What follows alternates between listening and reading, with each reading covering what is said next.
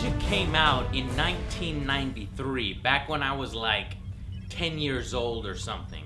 And I remember buying my first pack and my mom taking it and throwing it away because it was from the devil! As if the cards were from Satan himself! We will play the black art of laying cards on the table! The most evil thing you So after that I kind of lost interest, mainly because I didn't have anybody to play with. The crew that I hung out with didn't really like the game, so I lost interest.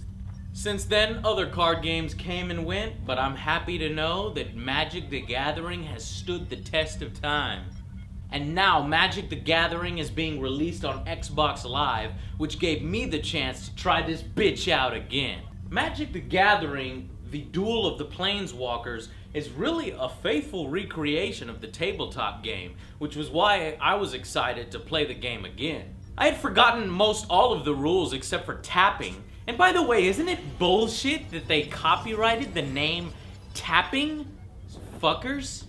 Anyway, for newer players like myself, it was pretty easy, as the game guided me through everything that I needed to know about playing Magic.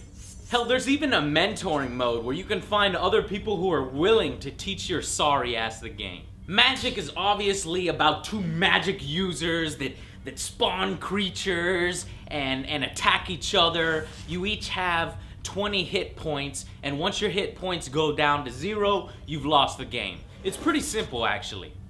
But you get your depth from all the different creatures that are in the game and the instants and all the spells that you can cast.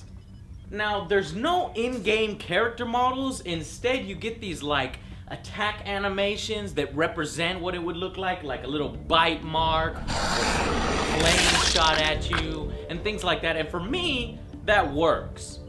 It would have been next to impossible to try to give each creature an in-game model. And besides, the best part of Magic, in my opinion, was the artwork on the cards. And it's good that in this game you can zoom in to see the artwork really close, including what the card does and the little quotes that are sometimes pretty interesting and funny. And there is a ton of value for your $10 here. Check this out. You get a campaign mode against the AI, a challenge mode, one-off duels, a co-op mode where you and a couch buddy can take on 2 others. You can go online and do 2, 3, or 4-player games. You could do online co-op with a buddy again. There's mentoring, there's leaderboards, and there's unlockables as you play. I mean, not to mention that $10 is like what? Something like 2 or 3 booster packs of the real card game? But here, you get the full game. Now to me, that's a damn good value for your money. But the game isn't without its problems though. Gavin, who also reviewed the game's main gripe with it, was the fact that you cannot fully customize your decks. You just can't customize them freely with the cards that you want. You could do a little bit, but it's not open to you. To me, that's not a huge deal because I'm not a hardcore Magic player, and I actually kind of like playing within the restraints of the deck. It forces me to strategize a little bit more, but it's definitely something you might want to consider. So we have 2 final verdicts for Magic the Gathering. Gavin Stone's final score is a 4 out of 10, citing the lack of deck customization, a little bit of an AI issue, which I never ran into, and he's worried about DLC, thinking that they're gonna nickel and dime us with future expansion packs, which I'm not really quite so sure about. I don't think they'll do that. So that's a 4 out of 10 from a hardcore Magic player. My final score comes in at a much better 7 out of 10. I think the game is well worth a purchase if you are a new or casual Magic player. But if you're not into Magic or card games, there's not a whole lot here for you.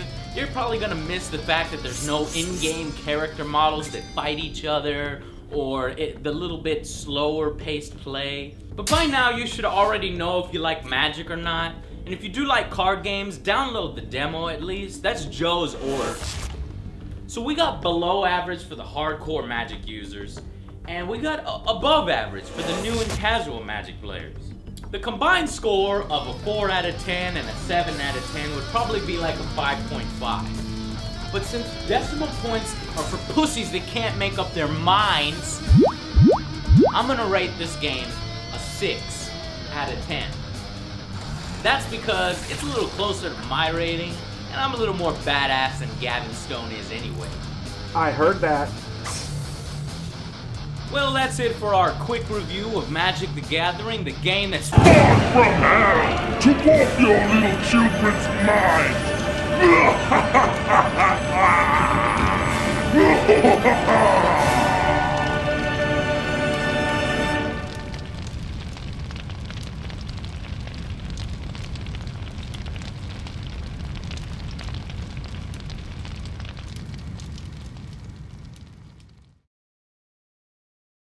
the card game that warps young children's minds.